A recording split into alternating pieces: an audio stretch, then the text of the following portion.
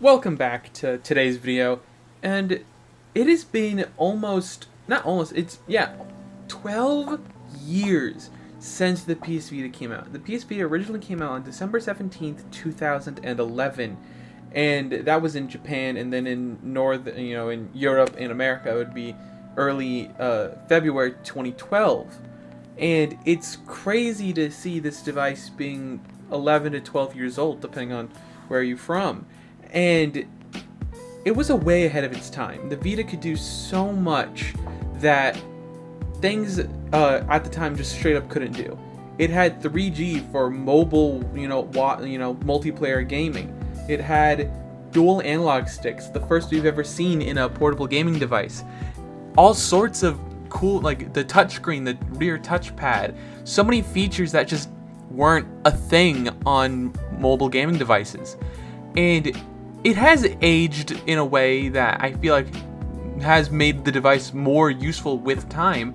Things like with remote play, people being able to get remote play from a PS5 to the Vita working.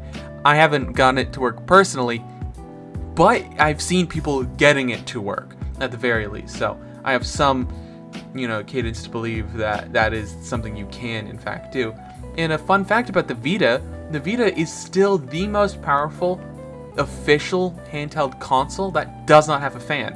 Because the Switch has a fan in it, all like the Steam Deck and shit has a fan in it. The Vita has no fan in it. So that's a fun fact. It's still crazy to believe that nobody has made a more powerful handheld gaming device that doesn't have a fan in it. I never considered that being such a thing. I've just gotten so used to the fact that things have fans in it, they need to be cooled. But the 3DS, the Vita, the PSP, all of those didn't need to be seriously cooled, and they were never like, oh my god, this is melting hot. So I think we should probably transition to more in that, like hopefully something in the future, something with the power of the Steam Deck just in a fanless form factor would be super cool. Like wouldn't that be insane? But the Vita has been one of my oldest modified companions. I've used my Vita since 2018 and it's been a dream. Honestly, there were periods of where I didn't really use it, and then there was times where I played it on it a lot. And I think right now we're in one of those valleys of me not really using it that often, but it's still like a cornerstone of my, gaming history. I originally got my PSP way back in 2014 and then eventually got my Vita, 4 years later, and it was just such an amazing experience, and I'm still impressed by the Vita today. The Vita can do so much. One of my favorite features the Vita can do is, being able to put videos onto it, be able to upload your own movies and stuff onto it. And as a kid, that was my favorite thing to do on all my devices. The main reason why I would hack stuff like I would do a hack on an iPod or something, or hack my DS, hack my PSP. The main reason why I would do all of that is to upload videos, because I always love to go to the referring to like a road trip. It's like, oh, this is I did primarily playing this certain device or use this device mostly on road trips. I, in hindsight, did a substantially less amount of gaming than I thought I had in the past on road trips. I mostly used my gaming devices to watch movies and stuff because I was an iPad kid, so I couldn't watch movies on it without having to buy them, and I mainly wanted to watch YouTube videos because movies can be boring.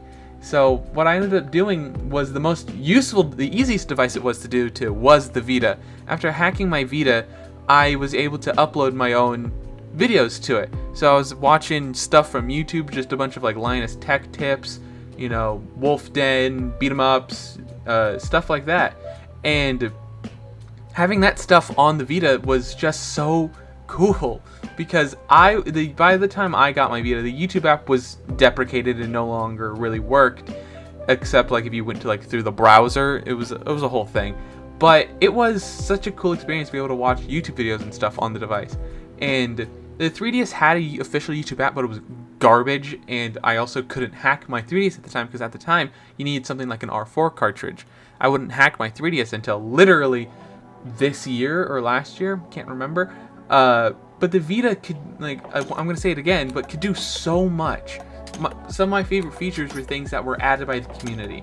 All the homebrew games of Android games that made it over, like Dead Space, Grand Theft Auto San Andreas, I believe Vice City and Chinatown Wars and Stories made it over in some sort of capacity. But all the, Android GTA games made it to the Vita somehow. People, the community got together and was like, let's port these weird Android games. And it's just such a fun community. There's always something new happening.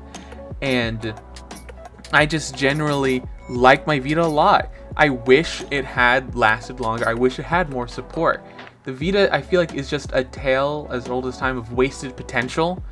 Just like the PSP. At least the PSP was more recognized in its time. It was more appreciated. But the Vita was sort of just absolutely shitted on for like 90% of its life. And it wasn't until it was discontinued, everybody's like, but the Vita's so cool. So it's stuff like that which makes it fairly disappointing what, the current state of the Vita. It could have been so much more than it is now. And if the Vita truly lived a good long life, we could have been getting something cooler than a fucking PlayStation Portal. Like, holy cow, that thing is so dumb. You have to buy their proprietary wireless earbuds if you want to use wireless earbuds. That costs like $200 fucking dollars because of Sony wanted to control a level of quality. I'm like, that's ridiculous. That's just fucking ridiculous. The Vita has Bluetooth. I could connect my AirPods to my Vita. I can't connect them to a goddamn PlayStation Portal. And I can't wait for the community to get their hands on the PlayStation Portal and just rip it to bits, man. The Portal's so dumb. The Vita was so much better. And the Vita could, like, the rear touchpad was something I never really used, but until I got my grip case that had the rear triggers that, tap on the back of the rear touchpad, made playing games like Borderlands 2 on the Vita just so much more enjoyable. Adding the second set of triggers definitely changed the way I played the device. It helped with ergonomics, helped with controls, overall improved my Vita experience. And in an alternate timeline, I feel like the Vita could have had so many more games. Proper games. They shouldn't have marketed it the way they did. They shouldn't have marketed it as the PS3 on the go, because it was just so slightly not enough for that.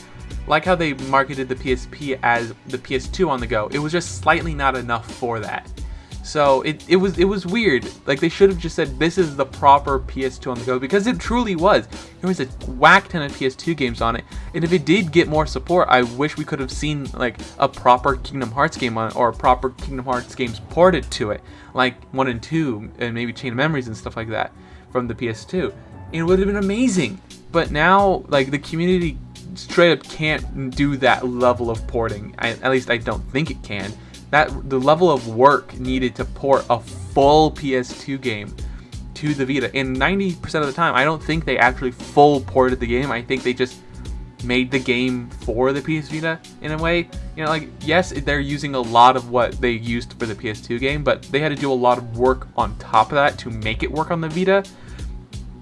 So stuff like that is definitely unlikely to happen this late in the game for the Vita. And the Vita was just, again, just a tale of wasted potential. I always wish the Vita could have lived a longer life, or got the support it needed, or even if Sony just didn't give up after the Vita. If the Sony didn't give up after the Vita, we could have been on the Vita 2 or a PSP 2 or something weird that they would have named it, probably. I wish they just named it the PSP 2, because it would have made everyone's life so much easier. But the PlayStation Portal, I feel like, is just a step in the wrong direction.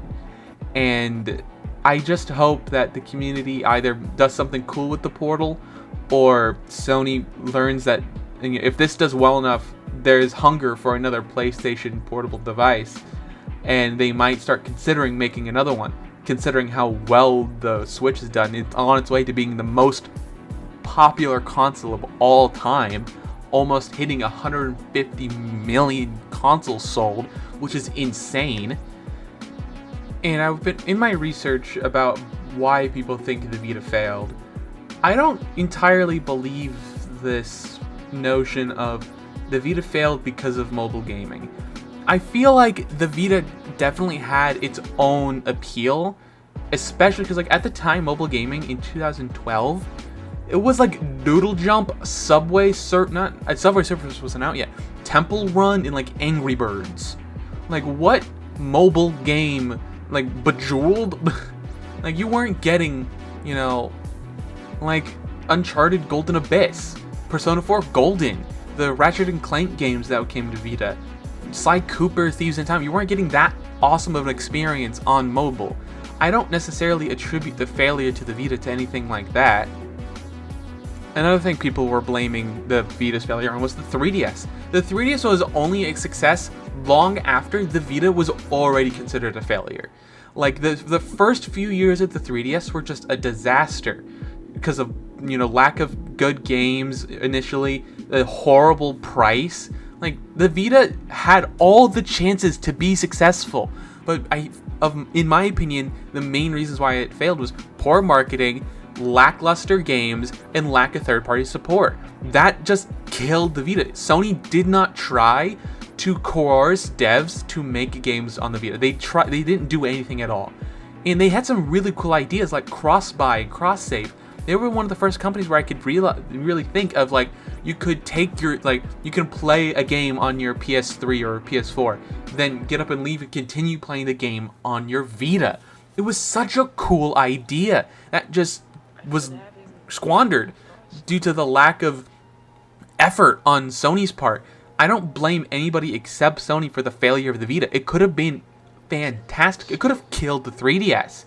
But it just didn't because of Sony's inability to work nicely with developers, have a good marketing, you know, team make ads for this fucking thing, which should have been not that hard considering how cool it is. But they just failed on all fronts. Maybe the price could have been better, like the 3DS situation. The Vita could have been too expensive at the time, but at the moment I do not have the price on hand.